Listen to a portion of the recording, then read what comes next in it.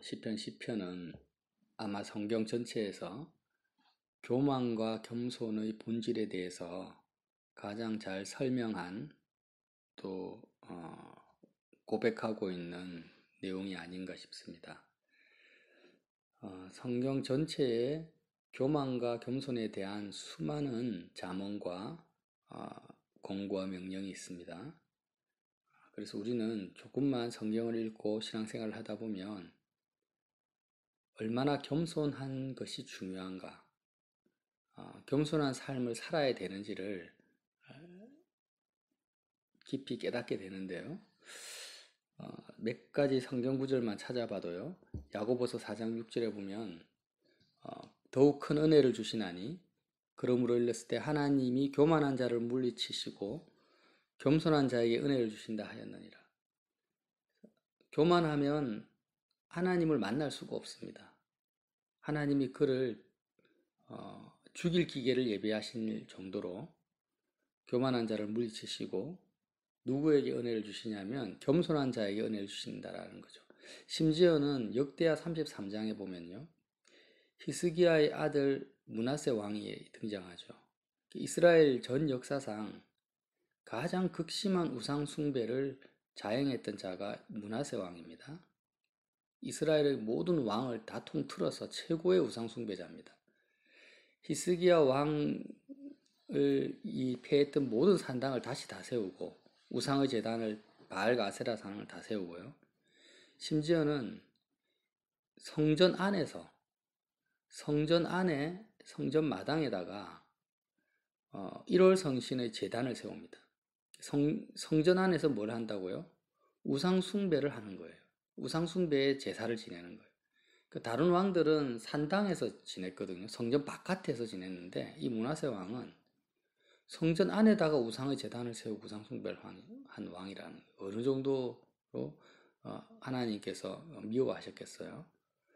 심지어는 므낫세 왕은 자기 아들을 우상 숭배의 제물로 인신 제사를 드립니다.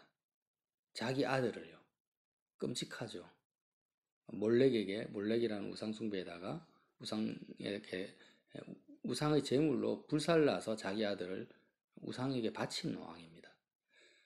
그런 므낫세 왕, 그런 왕이 하나님 보다 안 돼서 아수르를 동원시켜서 아수르 군대가 쳐들어와서 므낫세 왕을 아수르로 포로로 끌고 가버리게 왕위에서 폐위시켜버리고. 그런데 놀랍게도 그 아수르 그 적국의 포로로 끌려간 그 상태에서 므낫세 왕이 크게 겸손했다고 합니다. 크게. 회개하면서 크게 하나님 앞에서 겸손하고 간구했습니다. 그렇게 겸손했다는 게 도대체 뭘까요? 그렇게 했는데 하나님께서 그의 기도를 들으시고 다시 아수르로 포로로 잡혀간 상태에서 빼내 오셔서 다시 이스라엘의 왕으로 세우시는 거예요. 기가 막히죠. 그래서 대표적인 경우인데 겸손하면은요 어떤 상황과 환란 속에서도 하나님이 건지신다. 내가 겸손하기만 하면 아무리 지독한 죄악을 범했다 할지라도 겸손하기만 하면 하나님이 긍휼을 베푸시고 모든 은혜를 다 베푸신다라는 것을 역사로 증명을 하셨다라는 거예요. 므낫세 왕을 통해서. 그래서 반대로 또 교만하면 어떻습니까? 아무리 또 그런 예들도 많이 찾아볼 수 있는데 사울왕 같은 경우도 그가 겸손했을 때는 하나님께서 왕으로 세우셨지만 교만하니까 그가 폐위되는 것을 알 수 있습니다. 이전에 베풀었던 모든 은혜는 교만한 사람에게는 해당이 안 됩니다. 사람의 마음의 교만은 멸망의 선봉이고 겸손은 종기의 길잡이다. 잠언 18장에도 나오고요. 겸손한 자와 함께 마음을 낮추는 것이 교만한 자와 함께 탈취물을 놔두는 것보다 나으니라. 우리는 겸손한 자와 함께 해야 됩니다. 절대로 교만한 자와 함께 하면 하나님의 진노를 받게 되는 거죠. 진실로 그는 거만한 자를 비웃으시며 겸손한 자에게 은혜를 베푸신다. 잠언 3장에도 나옵니다. 그래서 계속 성경은 반복적으로 너는 겸손하면 죽는다라는 거예요. 하나님의 심판을 받고 저주를 받는다. 교만하면. 겸손하면 너는 은혜를 받고 존귀하게 되고 하나님이 너와 함께 하시고 너의 영혼을 소생시킨다고 합니다. 지극히 존귀하며 영원히 가시며 거룩하다는 이름하는 이와 같이 말씀하시되 내가 높고 거룩한 곳에 있으며 또한 통회하고 마음이 겸손한 자와 함께 있나니 하늘에 계신 하나님 아버지께서 통회하고 마음이 겸손한 자와 함께 있나니 그는 겸손한 자의 영을 소생시키며 통회하는 자의 마음을 소생시키려 함이라. 이사야 57장입니다. 자, 그래서 오늘 겸손과 교만이 과연 그럼 뭐냐라는 거죠. 우리가 사람들이 말하는 그 겸손과 교만의 정의와는 전혀 다르다라는 거예요. 성경에서 말하는 것은. 시편 10편을 통해서 그 내용을 알 수 있는데요. 자, 시편 2절에 보면 악한 자가 교만하여, 일단 교만한 사람은 하나님 보시기에 악한 자입니다. 악한 자는 다 교만한 자입니다. 가련한 자를 심히 압박하오니 그들이 자기가 베푼 꾀에 빠지게 하소서. 자, 3절 악인은 그의 마음의 욕심을 자랑하며 탐욕을 부리는 자는 여호와를 배반하며 멸시하나이다. 자, 교만은 하나님을 배반하는 것입니다. 하나님을 배반하고 하나님을 멸시하는 것입니다. 배반한다라는 것은 등을 돌리는 거죠. 하나님으로부터 등을 돌리는 것이 교만이고 하나님을 멸시하는 거예요. 사람을 멸시하는 것을 교만이라고 하지 않습니다. 1차적으로는요. 하나님을 멸시하는 걸 교만이라는 거죠. 그러니까 우리가 세상에서 말하는 겸손과 교만은 뭐냐면 사람 앞에서 사람을 무시하고 사람을 멸시하는 것을 교만이라고 이야기하고 겸손은 사람 앞에서 엎드리고 그 사람을 존중하는 것을 겸손이라고 하는데 성경은 그런 말을 전혀 하지 않고 성경에서 말하는 교만은 하나님을 배반하고 하나님을 멸시하는 것이 교만이라는 거죠. 겸손도 마찬가지죠. 하나님을 존중하고 하나님 앞에 내가 엎드리는 것을 겸손이라고 하는 거예요. 대상이 다릅니다. 성경에서 말하는 교만과 겸손과 세상 사람들이 말하는 것과는 그 대상이 틀리다라는 것을 꼭 명심해야 됩니다. 그래서 4절에 악인은 그의 교만한 얼굴로 말하기를 여호와께서 이를 감찰하지 아니하신다 하며 그의 모든 사상에는 하나님이 없다 하나이다. 교만은 하나님이 감찰하지 아니하신다. 감찰한다라는 것은 그냥 보신다라는 의미보다는 좀 더 강합니다. 우리가 이 감찰을 받는다 이러잖아요. 감사받는다 이렇게 이야기하고. 그러니까 모든 것을 심판하고 판단하시기 위해서 보시는 것을 감찰이라고 하죠. 교만은 뭐냐? 하나님이 감찰하지 아니하신다. 보지 않는다라고 생각하는 것이 교만이라는 거예요. 그래서 그의 모든 사상, 악한 자의 모든 사상이라는 것은 생각과 주의 주장이죠. 하나님이 없다 하나이다. 생각과 나의 생각과 나의 사상 속에서 하나님을 삭제시켜 버리는 것. 하나님이 없다라고 생각하고 말하는 것이 뭐예요? 교만이라는 거예요. 그래서 아무리 사람들 앞에서 사람을 존중하고 국가를 존중하고 백성들을 존중하고 백성을 위한 정책을 펼쳐가는 그런 정치인이라 할지라도 그의 사상 속에 자본주의 사상이든 공산주의 사상이든 법치주의든 상관없습니다. 그의 생각 속에 하나님은 없어요. 하나님이 감찰하신다라는 그 개념 자체가 없습니다. 그러면 그는 어떤 사람이에요? 하나님 보시기에 악한 자고 굉장히 교만한 사람이라는 거예요. 절에 있는 스님도 그렇죠. 사람들 앞에서는 굉장히 겸손하고 자신을 낮추지만 그의 사상에는 뭐가 없습니까? 하나님이 없습니다. 하나님이 감찰하신다라는, 보신다라는 그 생각이 없어요. 그러면 하나님 보시기에 그 스님은 엄청 악한 자예요. 교만한 자라는 거예요. 그래서 그런 교만한 자의 궁극적 열매가 시편 5편에서 10절까지 쭉 나옵니다. 11절, 12절 쭉 나옵니다. 그러면 겸손한 자는 어떤 사람인가? 이제 14절 보면은요. 주께서는 보셨나이다. 주님이 보신다라는 거예요. 항상 겸손한 자의 생각에는 주님이 지금 나를 보고 있다. 인격적으로 살아계신 주님이 나의 모든 상황을 다 감찰하고 있다라는 것입니다. 당장 짠짠하고 역사가 나타나고 안 나고를 떠나서 일단은 내가 누구를 만나서 대화를 하고 있고 내가 무슨 일을 하고 있어요. 골방에서 무슨 일을 하든지 내가 밖에 나가서 사람들이 아무도 보지 않는 곳에서 어떤 말을 하고 어떤 생각을 하고 어떤 행동을 하든지 주님이 나를 항상 보고 계시고 있다라는 생각을 가지는 사람이 바로 겸손한 사람이라는 거예요. 다윗이 지금 고백하는. 그래서 주께서는 보셨나이다. 주는 재앙과 원한을 감찰하시고 주의 손으로 갚으려 하시오니 보시는 것뿐만 아니라 주님의 손으로 주님이 직접 심판하시고 도우시고 모든 것을 주님이 직접 보신 것으로 끝나는 것이 아니라 보시니까 어떻습니까? 판단하실 것이고 판단하시니까 주님의 판단에 따라서 행하신다라는 거예요. 이것을 믿는 사람이 겸손한 사람이라는 거예요. 주의 손으로 갚으려 하시오니 외로운 자가 주를 의지하나이다. 외로운 자는 사람들로부터 버림받고 외면당한 자죠.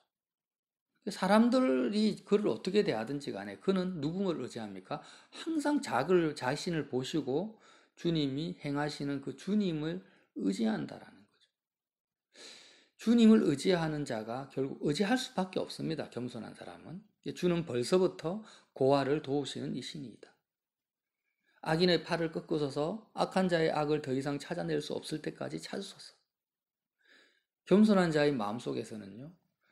하나님은 결국에는 악인의 행사를 다 꺾으시고 모든 악한 자의 악을 더 이상 찾아낼 수 없을 때까지 끝까지 추적해서 찾아내시는 하나님이라는 거예요. 하나님의 그 행사에 대한 믿음이 끈질깁니다. 끈질긴다라는 표현이 좀 맞을지 모르겠는데 하여튼 겸손한 자는 정말 그 예수님이 그러셨잖아요. 너희가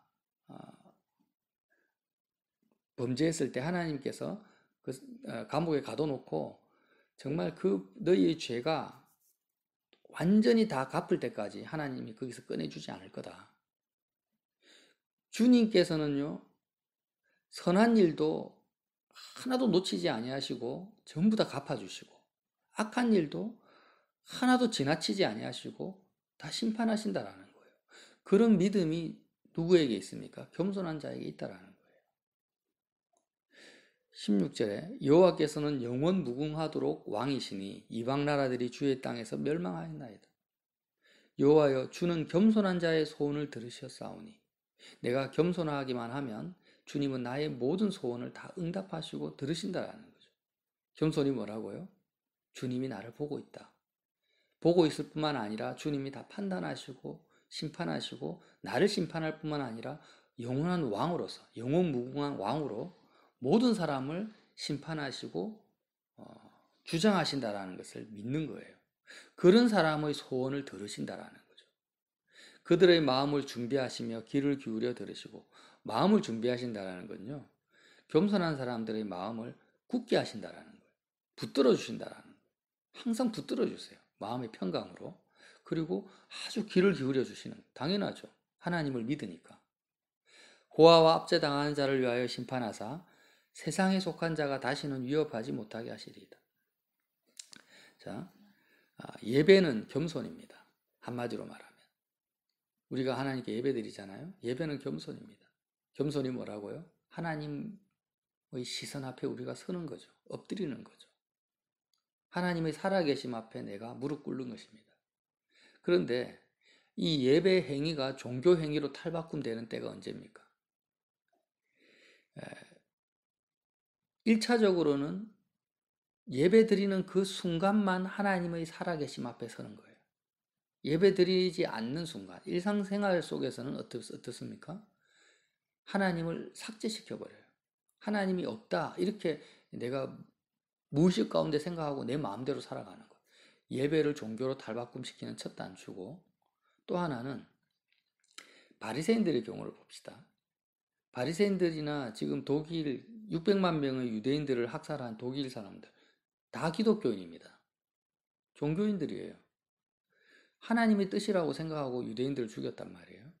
그런 사람들은 어떻게 그런 잔악한 행위를 할 수가 있나? 예수님을 십자가에 못 박고 하나님을 생각 속에서 하나님을 본인들은 믿는다고 생각하고 하나님이 살아계시다고 인정합니다. 인정하는데 이 문제가 뭐냐면 지금 나와 실시간으로 살아계시는 인격적인 하나님과의 교제와 관계가 없었다라는 거예요. 그 예배가 종교화돼 버린 상태. 독일의 기독교인들 그리고 바리새인들이라는 거예요. 그 하나님 살아계시는데 그 하나님은 저 멀리 하늘에 계신 거예요. 그리고 인격적으로 살아계시지 않다라는 것은 뭐냐면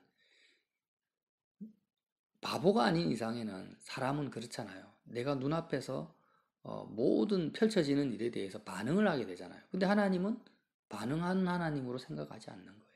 우상으로 전락시켜버리는 것입니다. 하나님이 살아계신데 저 바알과 아세라 우상하고 다를 바가 없는 것으로 취급해버리는 것이 뭡니까? 바리새인들의 신앙이고 타락한 종교인들의 신앙입니다. 그러나 겸손한 자는 지금 나의 호흡까지 숨소리까지 다 듣고 계시는 하나님. 내가 어디 있을 때나 하나님이 나를 감찰하시고 나와 함께 계신다라는 것을 철저하게 인정하는 거죠. 그래서 오히려 세상 사람들은요, 겸손하다면은 사람들을 내 앞에 존재하고 있는 그 사람 앞에 자기를 낮추는 건데 성경에서 말하는 겸손은 오히려 사람이 눈에 보이지 않아요. 사람이 눈에 보이지 않고 아무리 뭐 대통령이 내 앞에 있고 국회의원이 내 앞에 있어도 재벌이 내 앞에 있어도 사람을 무시한다라는 것이 아니라 보이지 않는 하나님이 너무 크고 지금 너무 크고 그분이 너무나 존귀하기 때문에 내 앞에 있는 대단한 사람조차도 크게 보이지 않는 상태가 뭐예요? 겸손한 자라는 거예요. 반대도 마찬가지죠. 나를 괴롭히고 나를 해코자 하는 사람이 내 앞에 있다 할지라도 또 내 앞에 누가 계십니까? 하나님이 계신데 그 하나님이 너무나 심판하시는 하나님, 두려운 하나님이시기 때문에 나를 해코자 하는 그 사람, 나를 괴롭히는 그 원수도 나의 마음에 큰 문제가 되지 않을 정도로 큰 위치를 차지하지 않습니다. 그런 사람이 어떤 사람이요? 겸손한 사람이라는 거예요. 누가 겸손합니까? 예수님입니다. 예수님이 겸손의 왕이시죠. 예수님의 우리 복음서를 읽어보면 주님이 어떻게 행동하세요? 수많은 군중 앞에서 주님은 군중을 의식하지 않습니다. 물론 군중과 대화하고 설교하고 가르치고 병자도 고치고 제자들하고 다 합니다. 일상생활을 하지만 주님의 마음과 주님의 사상과 주님의 모든 은행 심사는 살아계신 하늘에 계신 우리 아버지 하나님 앞에서 모든 것이 행해지는 거죠. 하나님의 시선 앞에서 겸손하신 분이라는 거예요. 그래서 우리는 그 예수 그리스도와 같은 겸손을 추구해야 되고 그 겸손의 왕이신 주님을 우리가 붙들어야 된다는 것입니다. 그래서 우리의 마음속에 교만과 겸손에 대한 도덕적이고 윤리적인 생각들을 오늘 이 시간 다 버려버리세요. 다 쓰레기통에 다 집어넣어 버리고요. 시편이 말하는 이 교만과 겸손, 다윗이 생각하는 교만과 겸손을 우리의 심령에 아주 못을 박아올 필요가 있다는, 못 박아버린. 다시 한번 말하면요, 겸손은 믿음의 표현입니다. 하나님에 대한 살아있는 믿음이 없으면 겸손할 수가 없어요. 믿음이 없는 자, 말씀에 대한 믿음, 하나님에 대한 진짜 실제적인 살아있는 믿음이 없는 자는 하나님 보시기에 교만한 자이고 악한 자라는 거예요. 누가 겸손한 자입니까?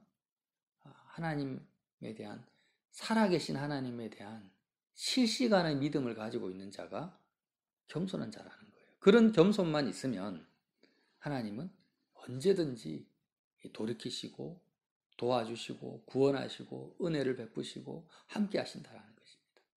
그래서 자꾸 우리는 예수님을 믿고 신앙생활을 해도 내 삶 속에서 얼마나 실시간으로 살아계신 하나님의 그 시선, 그냥 하나님 나를 보신다 이것으로 끝나는 것이 아니라 하나님께서 모든 것을 주장하시고 결국에는 심판하시고 뿌린 대로 거두게 하신다라는 그 믿음 속에서 살아가고 있냐라는 것입니다.